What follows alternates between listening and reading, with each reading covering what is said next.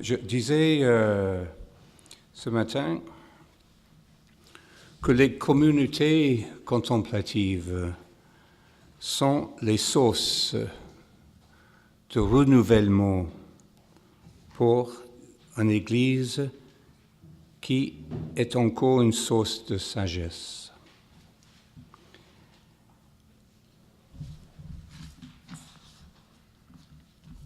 J'ai parlé de comment l'échec peut devenir une source de la sagesse. Dans l'expérience d'un échec, nous sommes jetés dans un autre espace. Notre attachement à l'idée du succès, de la réputation, de la domination, de la sécurité, tous les attachements comme cela, comme celle-ci, sont brisés. Et pour un moment, peut-être pour quelques microsecondes, pour un moment, nous sommes ouverts. Parce que quand nous échouons, nous sommes humbles. Et, de toute façon, pour un moment, vulnérables. La vulnérabilité est une autre façon d'expliquer d'être ouvert. Ouvert à quoi? Au changement, à la réalité. Nous sommes changés par la réalité. Nous sommes surpris par la réalité. Nous sommes surpris par la joie du royaume. C'est toujours une nouvelle redécouverte, une découverte nouvelle. C'est toujours quelque chose qui nous régénère. Meister Eckhart disait que Dieu est toujours plus jeune que nous sommes. Il a nommé Maître Eckhart, E-C-K-A-R-T. Sur les rêves dans l'échec. Pensons de la croix. C'est le grand symbole d'un échec.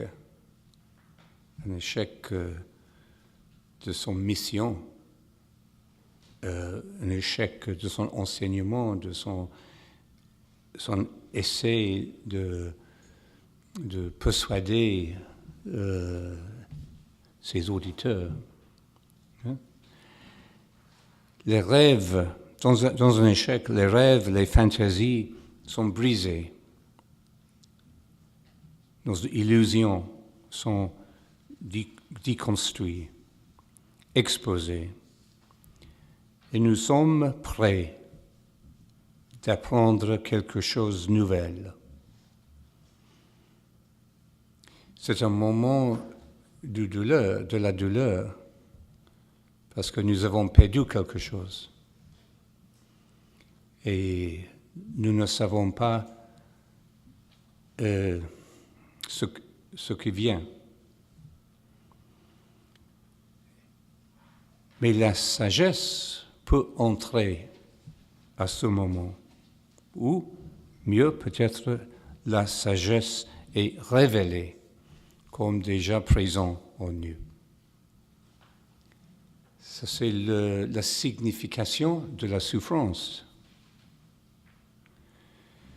Hier, au congrès sur les soins palliatifs, j'ai parlé un peu sur la loi ici au Québec et dans d'autres pays qui permet l'euthanasie. Il y a une paraphrase technique, cette intervention, aide médicale à mourir. Oui, c'est euthanasie. En Belgique, les enfants, je pense, à l'âge de 14 ans, peuvent demander l'euthanasie sans la permission de ses parents. C'est une évolution vraiment profonde dans notre culture. Quand nous voyons la vie comme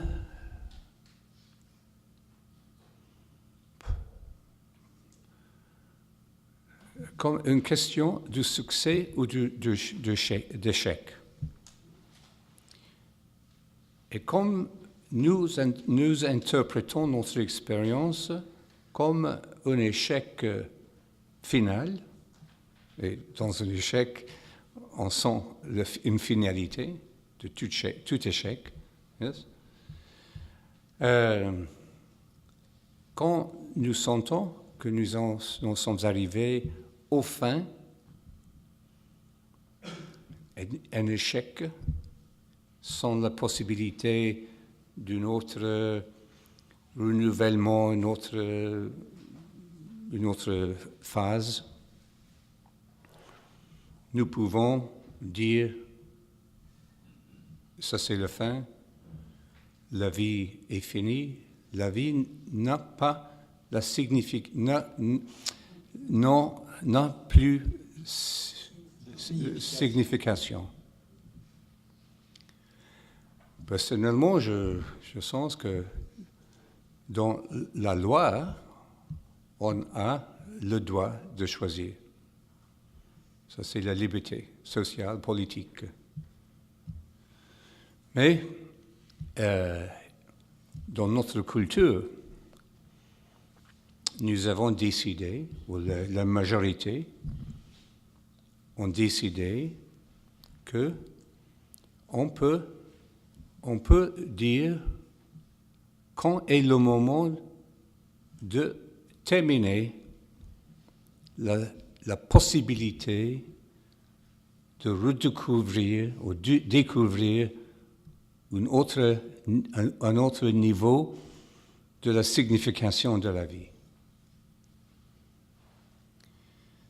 On ne peut pas imposer cette possibilité sur une autre personne, parce que chaque personne a une validité absolue. Chaque personne est un bout dans elle-même. Mais c'est la mission, peut-être, des gens contemplatifs, pas seulement religieux, parce que l'argument contre l'euthanasie était religieuse,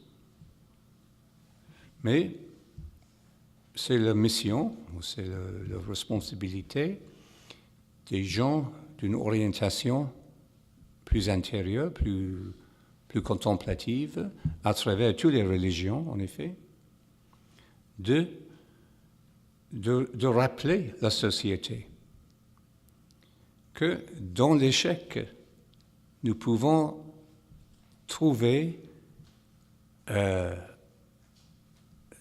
dans une manière surprenante, quelque chose nouvelle. J'avais une amie qui est morte il y a quelques années, à l'âge de 50 ans. Elle avait une famille, des bons enfants, une vie très heureuse.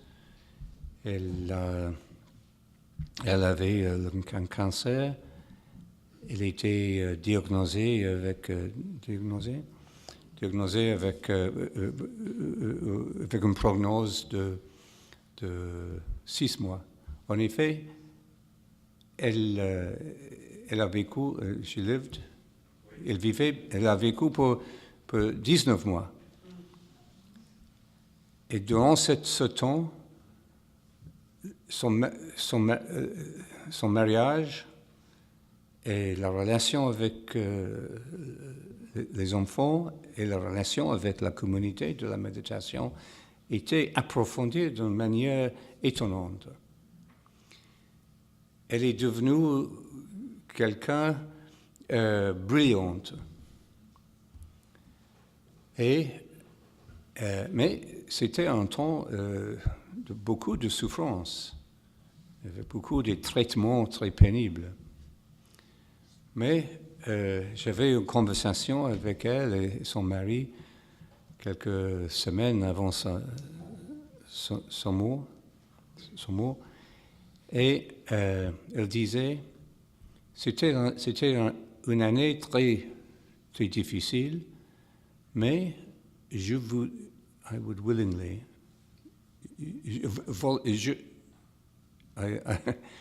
volontairement, je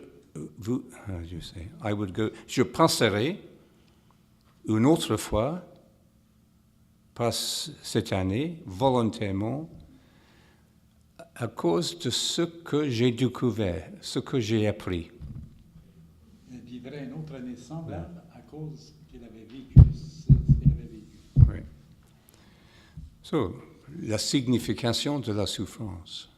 Elle avait trouvé la joie et la paix à un niveau beaucoup plus profond, vivante.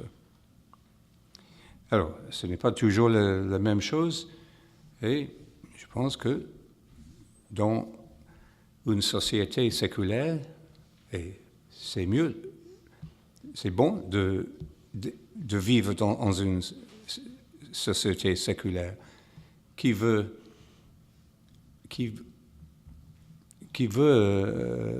vivre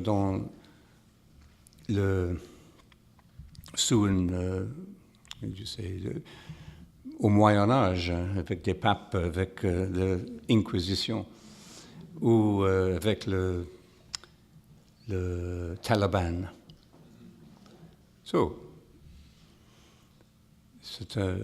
C'est bon d'avoir ce sécularisme. Le sécularisme n'est pas un rejet de la religion. Ici, au Montréal, nous avons le grand révélateur de la signification de le sécularisme, Charles Taylor. Il a écrit un livre, this big, what is it, a secular age, un âge séculaire, une ère séculaire. Anyway.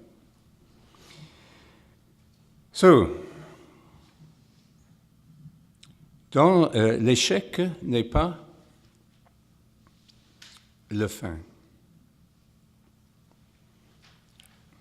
Même le mot, death, la mort n'est pas finale dans la lumière de notre foi et dans notre expérience de notre histoire personnelle. La mort d'une période, un échec catastrophique dans notre vie n'est pas le fin. Donc l'échec de l'Église, de la religion traditionnelle, est une opportunité de devenir une source de la sagesse pour le monde. Mais cela dépend d'une acceptation publique que nous avons échoué. Yes? Ça prend une acceptation publique de notre échec. De notre échec. You don't say échoué? Échoué. Nous avons échoué. Échoué, oui. Le mot, autre que le verbe, c'est échec. Oui. J'ai un ami qui avait une position très responsable dans une institution financière globale qui dit aujourd'hui que dans son expérience et sous l'influence de la méditation dans sa vie, il a appris la sagesse d'admettre ses fautes, ses erreurs, publiquement, devant ses collègues et son équipe. Pour un leader, c'est quelque chose d'effrayant, parce qu'il semble que nous devenons plus vulnérables, plus ouverts, plus fragiles. Mais en effet, il a découvert qu'en admettant ses erreurs, son autorité était renforcée. Et le respect de ses collègues, de son équipe, était amélioré. De la même manière, nos échecs personnels, quand acceptés, confessés, deviennent une source de connaissance de soi. Nous brisons l'auto-illusion et l'image publique que nous sépare de la réalité et des autres personnes.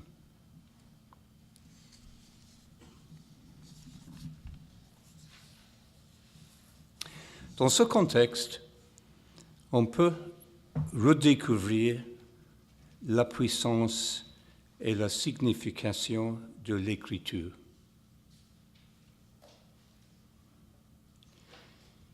Il est nécessaire si nous trouvons une Bible, comme nous ouvrons l'écriture, il est nécessaire que nous sommes dans un espace ouvert, vulnérable. Il y a des gens qui ouvrent la Bible pour trouver les textes appropriés pour valider les opinions, les préjugés qu'ils ont déjà. Est-ce que vous avez bien compris? Bien. Mais c'est le pas à faire. Mais en effet, la rencontre avec la parole de Dieu demande que nous l'approchons avec une naïveté, avec une innocence, sans préjugés. Et que nous sommes prêts à être blessés, à être pénétrés par l'esprit de la parole.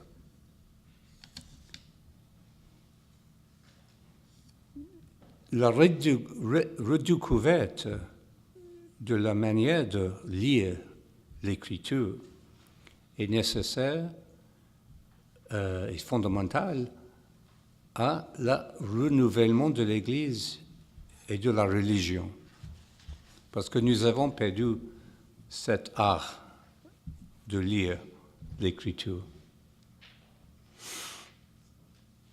Il faut non seulement de croire, mais de croire de nouveau. Et notre rencontre avec la parole vivante de l'Écriture est une opportunité de croire de nouveau, dans une nouvelle manière. L'Écriture devrait nous surprendre et nous dynamiser. c'est une parole vivante. Et la parole de Dieu, le Verbe de Dieu, n'est pas seulement les signes sur la page ou la définition que nous pouvons trouver dans un autre livre. Mais la parole de Dieu est un événement. C'est une action de Dieu qui est constant, qui ne change, mais qui est redécouvert continuellement dans les conditions de notre vie qui changent toujours. Comme ça? Quand vous entendez le mot écriture, parce que nos amis anglais, eux autres parlent souvent « In the scriptures, we say this ». Donc, c'est un mot qu'ils nomment. Nous, on appelle ça les Saintes Écritures ou la Bible. Parce que si on écoute des fois « écriture », on a de la misère à l'entendre. On va préciser tout de suite, donc ça va vous aider à poursuivre avec. Excusez-moi. Non, merci. Non, c'est important. So, John Maine a vécu cela après recommencer à méditer. Parce qu'après de recommencer à méditer, il relisait le Nouveau Testament et il a trouvé une révélation nouvelle. C'est comme si il a lu l'Évangile pour la première fois. Et en effet, ça c'est l'effet de la méditation sur notre relation à l'Évangile et les autres Écritures. Je pense de plus en plus qu'il est helpful. Il nous supporte de redécouvrir notre propre écriture si nous pouvons rencontrer les écritures des autres traditions.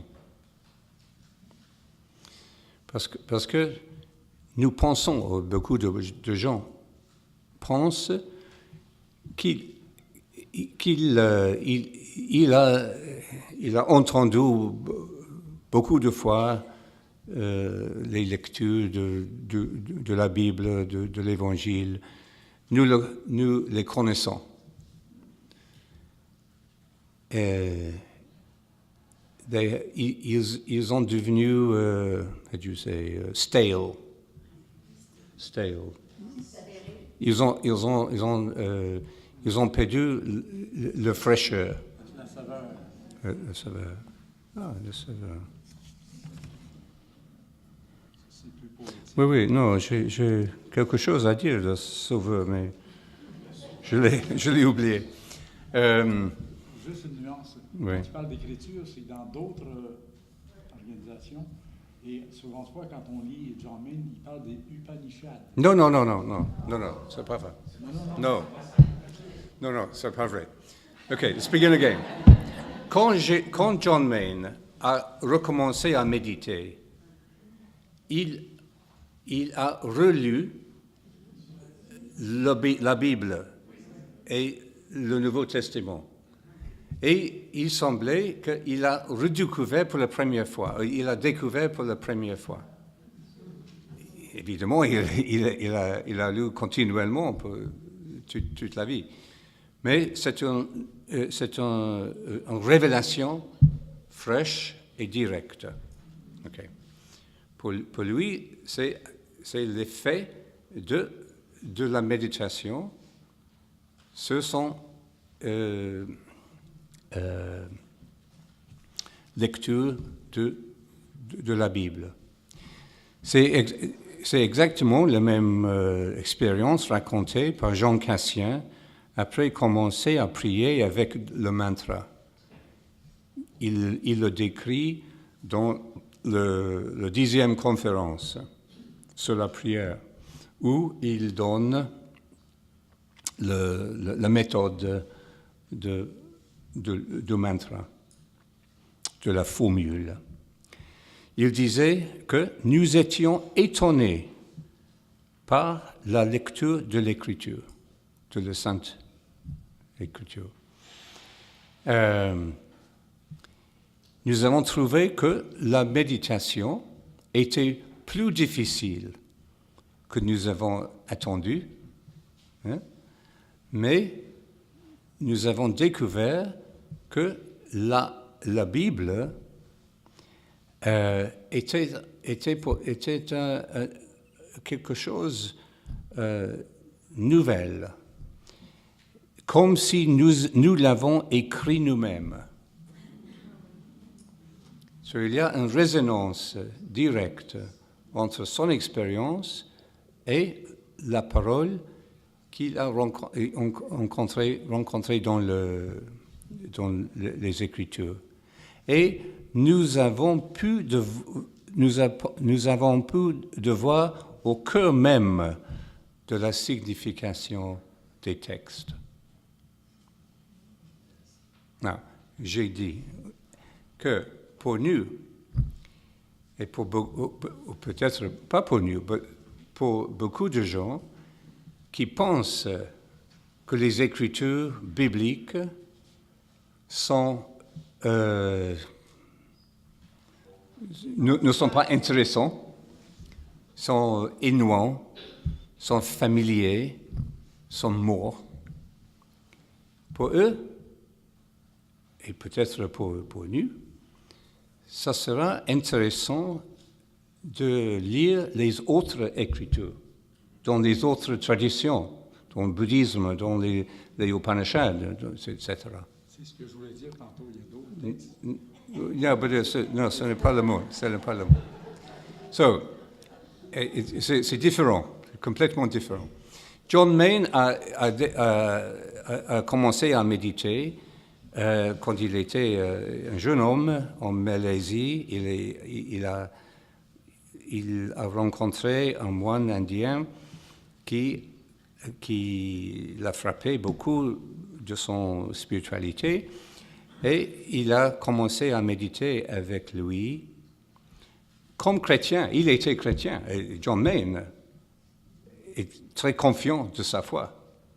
Il a demandé, je suis chrétien, je suis catholique, je prie toujours, déjà. Il était, pratiquement à la messe quotidienne, avant de devenir moine, beaucoup d'années avant. Mais il a découvert la méditation avec un mantra. Il a choisi un mantra chrétien. Mais ça, c'est le catalyste. Ça, c'est le rencontre personnelle qui l'a éveillé à cette dimension de la prière du cœur.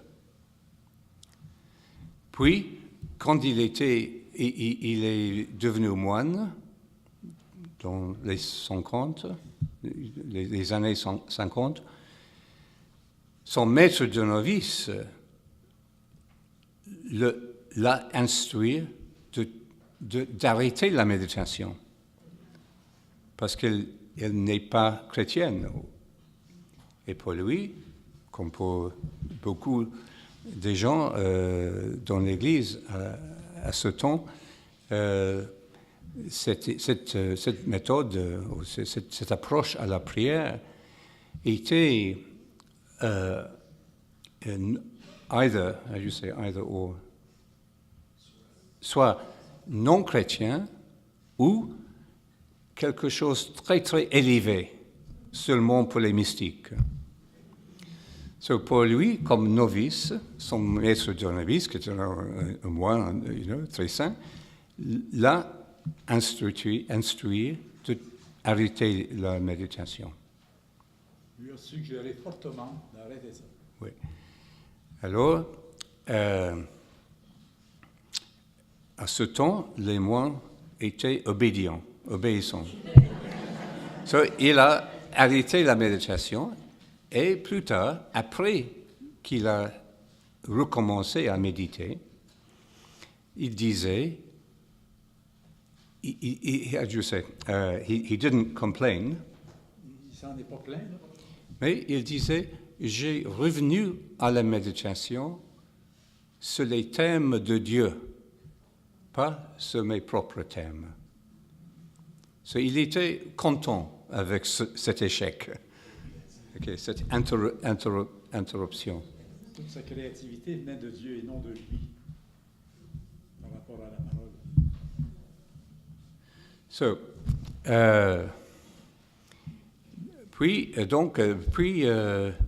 Quand quand il est allé à Washington, il a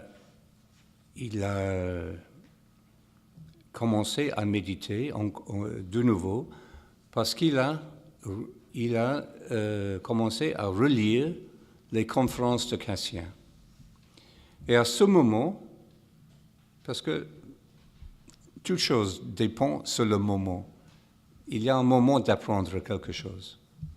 À ce moment, il était prêt de comprendre, de voir et de comprendre ce que Jean Cassien disait sur la prière. Il reconnaît le mantra, mais maintenant, il a découvert dans la tradition chrétienne, monastique, sa propre tradition, dans le contexte théologique de la prière et des enseignements de Jésus sur la prière, il a compris que le mantra est une façon d'engager avec les premières béatitudes la pauvreté de l'esprit.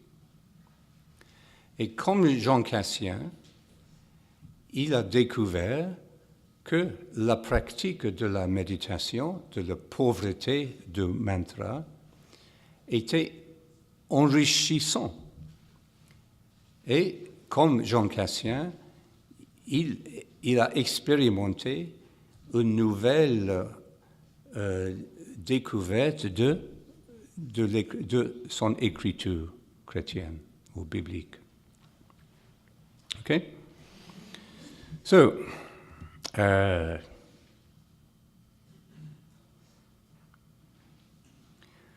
Le silence de notre méditation est comme le sel ou la levure dont Jésus a parlé.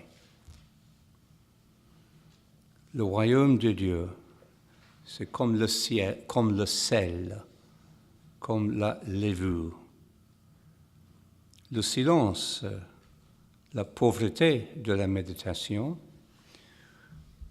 nous restaure le goût et la saveur de la parole de Dieu.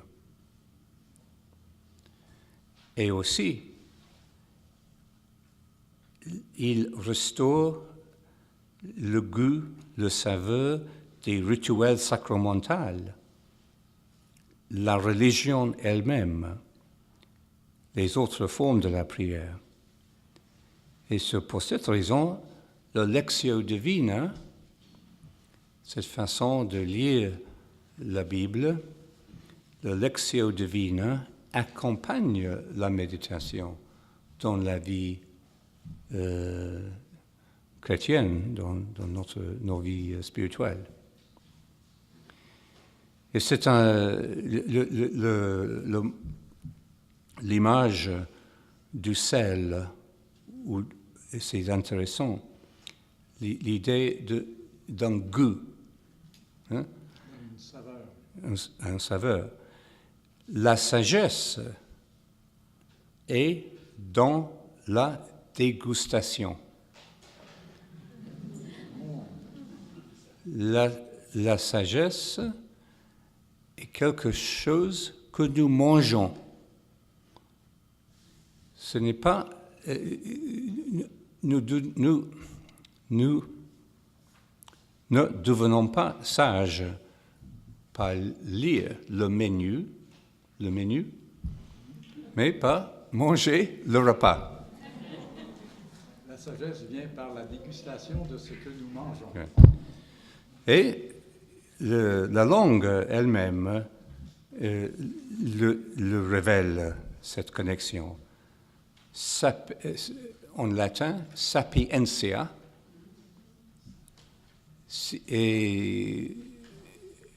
vient de la verbe sapere, qui signifie goûter.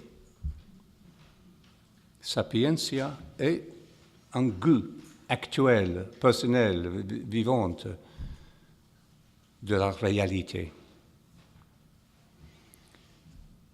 Il y a un mot saper en français. Ce n'est pas saper. Ouais. Oh, ça c'est l'autre, ça. Oui. So, oubliez cette connexion. Mais de goûter la vérité et d'être ravi par le goût, goûtez et voyez que le Seigneur est bon, et nous sommes ravis par cette expérience, et c'est aussi toujours de désirer plus, sans devenir plein ni gras. Ouais. Sans souffrir d'embonpoint. Oui. L'écriture est une forme unique de communication.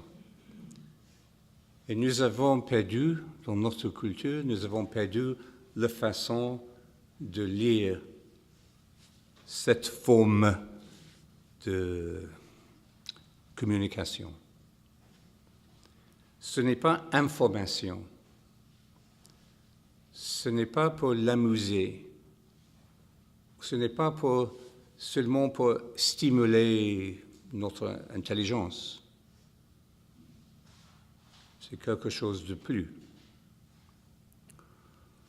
En lisant les évangiles, par exemple, ce n'est pas approprié de demander « est-ce vraiment arrivé de cette façon ?» Ou il y a des détails, on peut dire, il y a des détails ici qui contredisent un autre récit de la même histoire.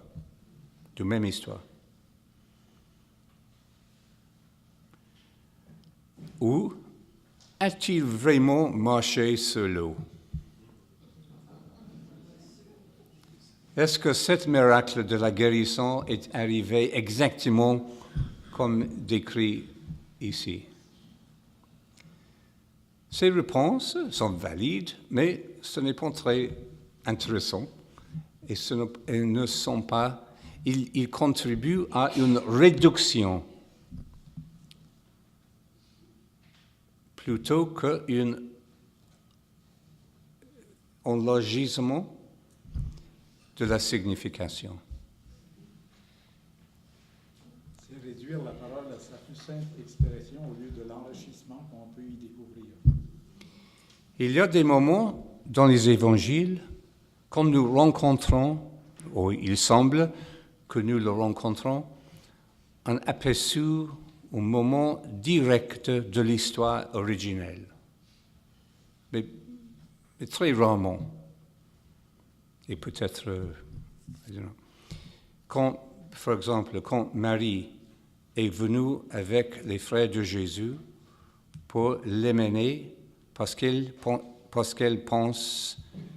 pensait que Jésus était fou et il était en danger. Ce n'est pas un moment, ça semble comme un secret de famille. Non? Ce n'est pas exactement l'image de Marie comme cette femme de la sagesse de la contemplation parfaite. Elle était humaine. Elle avait peur pour son fils, parce qu'il était en danger. Ou le moment quand Jésus était fatigué et il s'est assis et demandait d'un verre d'eau de la Samaritaine. Mais généralement, les Écritures sont déjà une interprétation des événements ou des enseignements historiques. Ils sont déjà une interprétation de quelque chose historique. Quelquefois, on peut voir clairement l'interpolation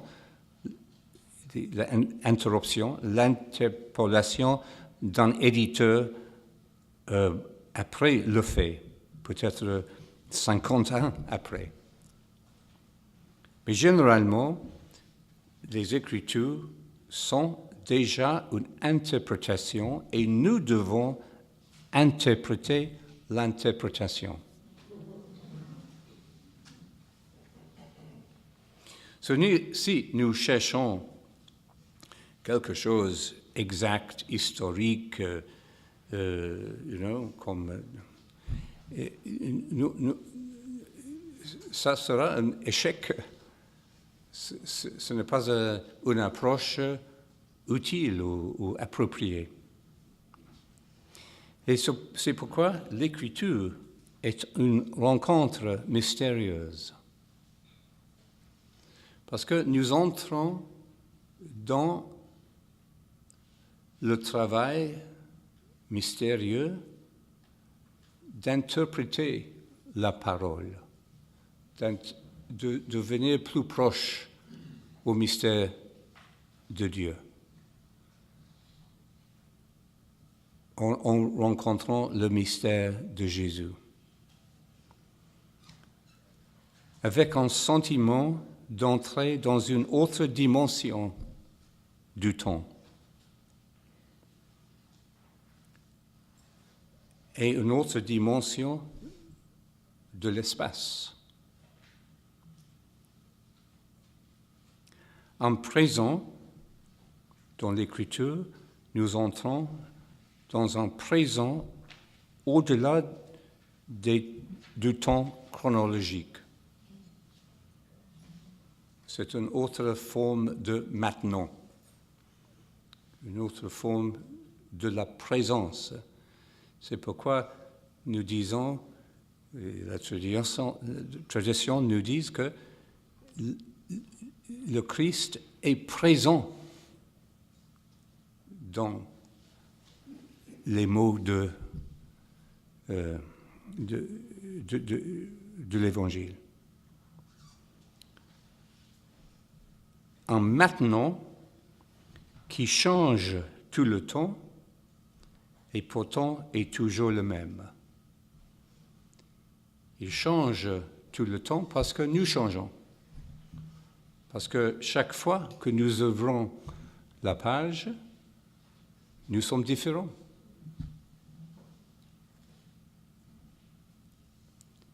Il faut redécouvrir la façon de lire l'Écriture. Si la communication, la transmission de la foi chrétienne, de la vision chrétienne sera possible, il sera nécessaire que nous avons trouvé cette façon de lire la parole. Selon le philosophe qui était un ami de Charles Taylor, Paul Ricoeur, nous avons besoin d'une deuxième naïveté, une façon de croire de nouveau. Et ça, c'est la contribution des communautés contemplatives comme nous-mêmes à l'Église et à le renouvellement de la société par contact avec la foi chrétienne.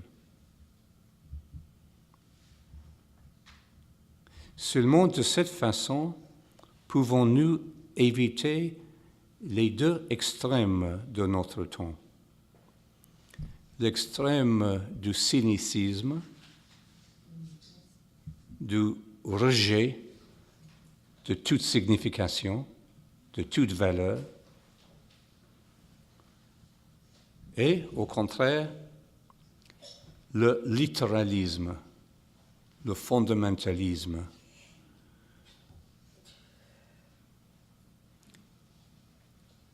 Alors, la pratique de la méditation nous met au centre de notre crise religieuse et spirituelle contemporaine. Si nous sommes armés avec la foi, avec même un petit peu de la tradition vivante, avec quelque familiarité avec l'histoire, avec l'écriture, nous pouvons contribuer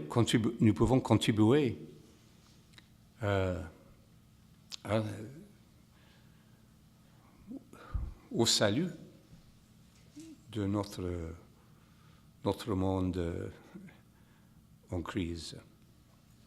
Peut-être nous pouvons finir brièvement, et je n'ai pas la Bible, mais nous pouvons finir avec deux paraboles de Jésus pour faire un exemple de sa façon de lire l'Évangile dans une manière contemplative. Il y a une section de l'Évangile où Jésus utilise la métaphore de la perte et de la redécouverte. En quelques paraboles. La parabole of the lost sheep. De l'agneau, de la brebis perdue. Du brebis perdu. De the lost coin. Oui, la drachme de la dame. The drachme perdu. Et le fils prodigue. Okay. Donc, il y a trois volets. Okay. Mais il a utilisé aussi la même idée de la perte, c'est un échec, et de la redécouverte dans deux paraboles sur le royaume. Le royaume de Dieu est comme un homme qui a trouvé un trésor caché dans un champ. Il l'a caché de nouveau. Puis, il est allé et il a vendu tout ce qu'il possédait, et il a acheté le champ.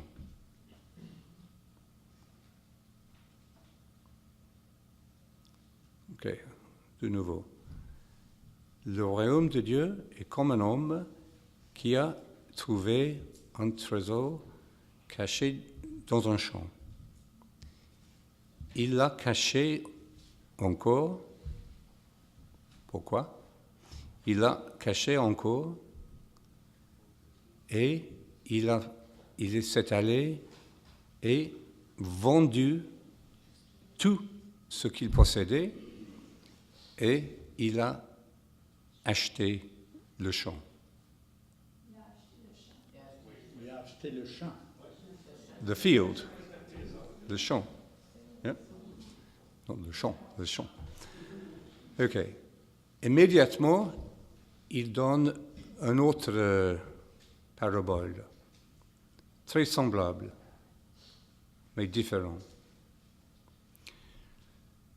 Le royaume de Dieu est comme un marchand qui cherche les perles fines. Quand il a trouvé un perle de grande valeur, il a vendu ce qu'il possédait pour acheter ce perle. Pour votre travail cet après-midi, pensez, réfléchir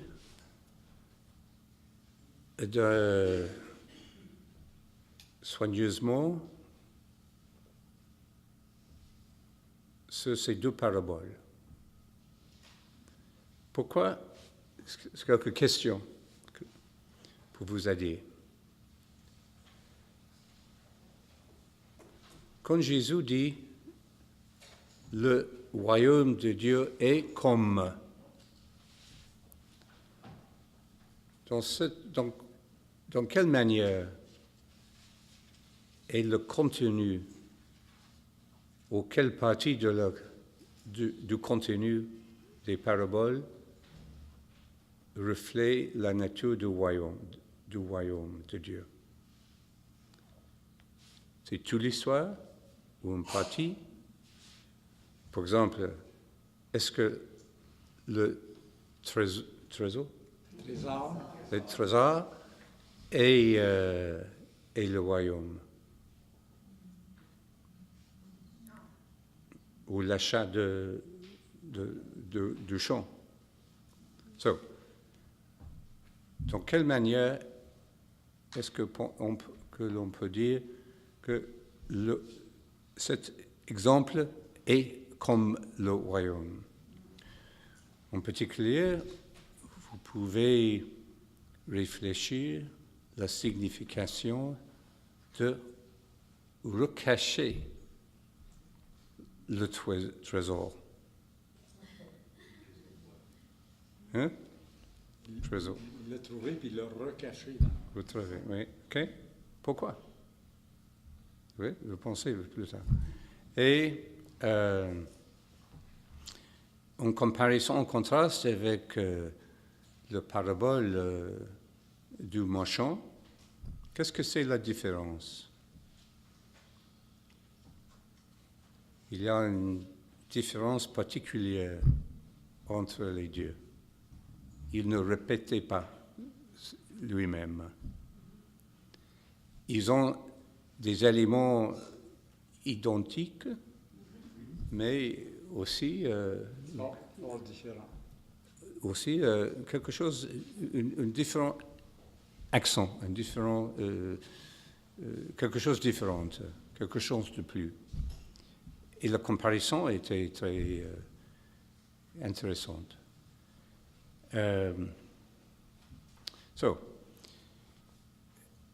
On peut, selon les premiers maîtres spirituels de l'Église, comme Origène dans le IIe siècle, on peut lire la Bible aux différents niveaux. Le niveau historique, littéral, le niveau moral, mais aussi au niveau mystique ou spirituel, le sens spirituel. Essayez de identifier les différents niveaux de votre lecture, de votre compréhension de ces deux paraboles et rester ouvert ainsi que la parole vous lie. You understand? Parce que nous entrons dans ce travail d'interprétation, nous ne sommes pas seulement les lecteurs objectifs. Nous sommes engagés avec une expérience réciproque. La parole agit sur nous et révèle à nous nous-mêmes. Okay? C'est un exercice où nous devenons partie prenante. J'ai pas bien entendu la parole du marchand, je m'en rappelle. Le marchand, le royaume est comparable à un marchand. Il y avait une perle noire. Il cherche les perles. C'était un marchand qui spécialise dans les perles. Il cherche les perles. Un jour, il a trouvé une perle de grande valeur, très spéciale. Et, comme l'autre homme, il a vendu tout ce qu'il possédait et il a acheté la perle. Qu'est-ce que c'est la différence? Il y a dans les deux histoires, dans les deux paraboles, il y a l'image de trouver quelque chose, mais dans un différent contexte. Il y a aussi l'image de vendre, de vendre tout, et l'image d'acheter ce que vous avez trouvé. Nous pouvons parler de ça plus tard.